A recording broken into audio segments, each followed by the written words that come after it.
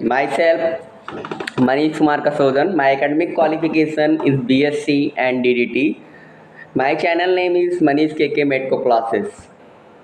Today's topic cannulation technique of arteriovenous fistula, यानी कि नया फिस्टुला है, नए फिस्टुले पे हमें किस टेक्निक पर या किस टेक्निक को फॉलो करना चाहिए फिस्टुला में कैनुलेशन करने के लिए। टॉपिक को स्टार्ट करने से पहले मैं आप लोगों से रिक्वेस्ट करना चाहता हूं कि मेरे चैनल को ज़्यादा से ज़्यादा सब्सक्राइब करें और मेरे वीडियोस को लाइक दें। इस वीडियो ट्यूटोरियल में लाइक का एम है 500 लाइक्स। ना अब बात करते हैं एवी फिस्टुला, यानी कि जब हम किसी भी फिस्टुला पे कैनुलेशन कर रहे होते हैं या फर्स्ट टाइम कैनुलेशन करना होता है तो उसके टेक्निक्स क्या क्या होते हैं उसके बारे में हम समझेंगे। पहला button hole technique. Button hole technique में पहले हम उसके इंट्रोडक्शन के बारे में पढ़ेंगे। वाई बटन होल टेक्निक, हम बटन होल टेक्निक को ज़्यादा क्यों यूज़ करते हैं, इसके प्रोसीजर के बारे में बात करेंगे, प्रिकॉशंस के बारे में बात करेंगे और कॉम्प्लिकेशन यानी कि सावधानियों के बारे में और इससे जो होने वाली दिक्कतें हैं उसके बारे में बात करेंगे। अब बात करते हैं कि बटन होल टेक्निक में हम किस तरीके का निडल यूज़ करते हैं या जो मार्केट्स में आने वाली निडल्स हैं वो कितने तरीके की होती हैं। तो बेसिकली जो मार्केट में आ रही हैं निडल्स एवी फिस्टुला के दो तरीके की होती है। एक शार्प निडल होता है, एक क्या होता है ब्लंट होता है। जो शार्प होगा वो आगे की तरफ क्या होता है नुकीला होता है और जो ब्लंट होता है वो आगे की तरफ क्या होता है नुकीला नहीं होता है।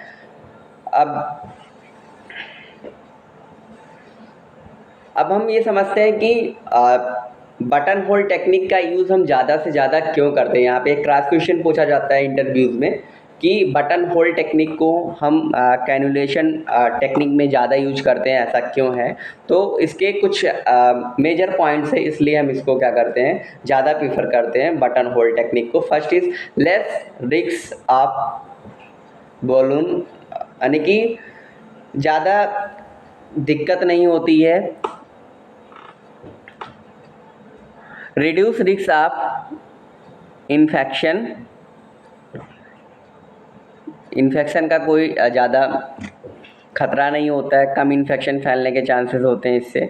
लेस पेन, काफ़ी कम दर्द एहसास होता है। Shorter bleeding tight remove the needle, यानी कि जब हम निडल को निकाल रहे होते हैं उसके बाद में जो ब्लीडिंग क्या होता है काफ़ी कम होता है, जिससे जो ईज़िली क्या होता है टर्निकेट बांधने के बाद में ब्लड नहीं निकलता है।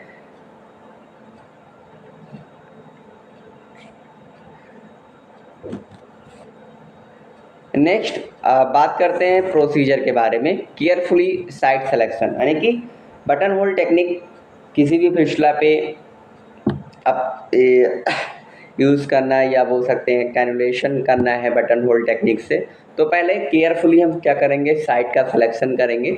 साइट का सिलेक्शन करने के बाद में हैंड हाइजीन करेंगे फॉर बोथ का मतलब यानी कि जो डायलिसिस टेक्नीशियन होगा उसको भी और जो हाथ को टाइटली पकड़ रहा होगा उसको भी क्या करना है अपने हैंड्स को वाश रखना है।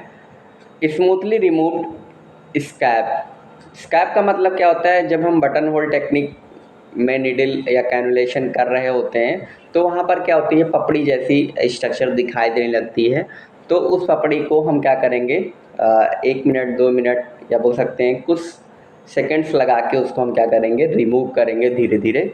अगर ये पपड़ी हम रिमूव नहीं करेंगे, जब हम कैनुलेशन यानी कि जब प्रिकिंग करेंगे तो वो पपड़ी ब्लड वेसल्स में या बोल सकते हैं अंदर की तरफ चला जाएगा, जिससे इन्फेक्शन होने के चांसेस ज़्यादा हो जाएंगे। ओके, बात करते हैं कि the cannulation then cannulation the needle. उसके बाद में निडल का कैनुलेशन करना चाहिए। Firstly needling through the sharp needle, यानी कि जब हम बटन होल टेक्निक से निडल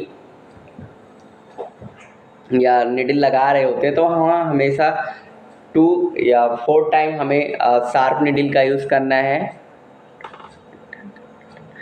ये क्या करते हैं, बेन मैच्योरेशन के बेस पे डिपेंड करता है। अगर बहुत सारे टेक्नीशियन जो क्राइटेरिया रखते हैं 8 से 10 कैनुलेशन के बाद में ब्लंट वाले निडल का यूज़ करते हैं, लेकिन कुछ लोग क्या होता है 4 टू 5 टाइम या 3 to 4 time sharp needle use करने के बाद में ब्लंट निडल यूज़ करने लगते हैं। ओके, बात करते हैं प्रिकॉशंस, क्या क्या सावधानियाँ होनी चाहिए।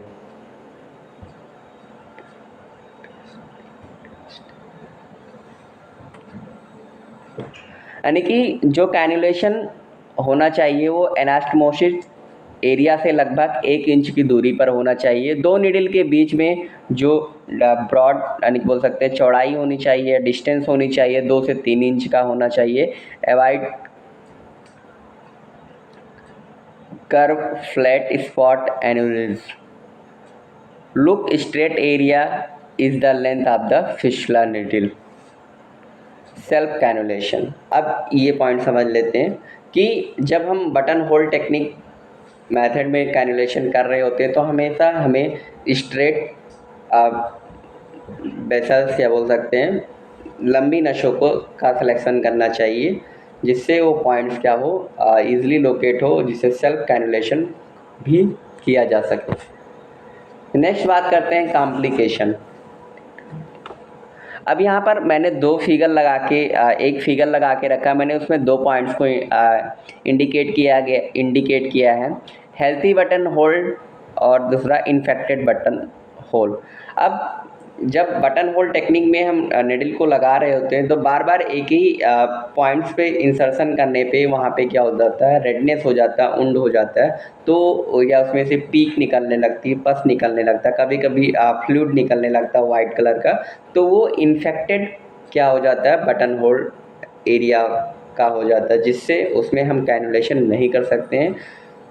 नेक्स्ट बात करें कॉम्प्लिकेशन में, रेडनेस हमें दिखाई देगी, स्कार फॉर्मिंग, वहाँ पर पपड़ी बन जाएगी, draining from the button whole sides water, यानी कि बटन होल जो टेक्निक का साइड, बटन होल का जो साइड है वहाँ से वाटर निकलना चालू हो जाएगा। नेक्स्ट बात करते हैं रूप लैडर टेक्निक।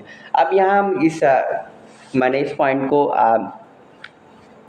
रूप लैडर टेक्निक को इंक्लूड किया है। लैडर वर्ड का मतलब होता है सीढ़ी।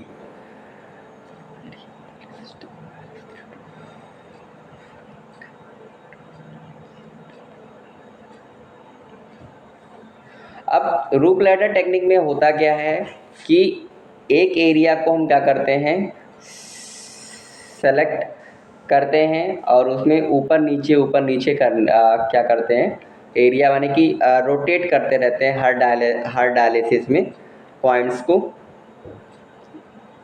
उसको बोलते हैं रूप लैडर टेक्निक।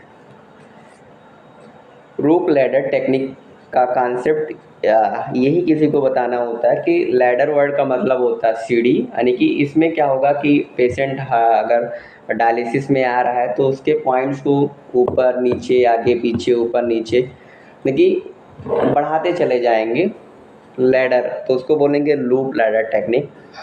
नेक्स्ट बात करते हैं area cannulation technique. Area cannulation technique में यह होता है कि पर्टिकुलर एरिया में, यानी कि कुछ सर्किल बोल सकते हैं लोकेट करके, उसी पॉइंट्स पे क्या बार बार या उसी एरिया में आगे पीछे या ऊपर नीचे लेफ्ट राइट करके हम लोग क्या करते हैं, निडल को लगाते हैं, तो वो होता है एरिया कैनुलेशन टेक्निक। लास्ट वाला जो फिगर यहाँ पर दिख रहा होगा बटन होल टेक्निक का है। तो सबसे ज़्यादा जो हीमोडायलिसिस में कैनुलेशन के लिए टेक्निक यूज़ की जाती है, रूप लैडर टेक्निक का यूज़ किया जाता है और दूसरा बटन होल टेक्निक का यूज़ किया जाता है।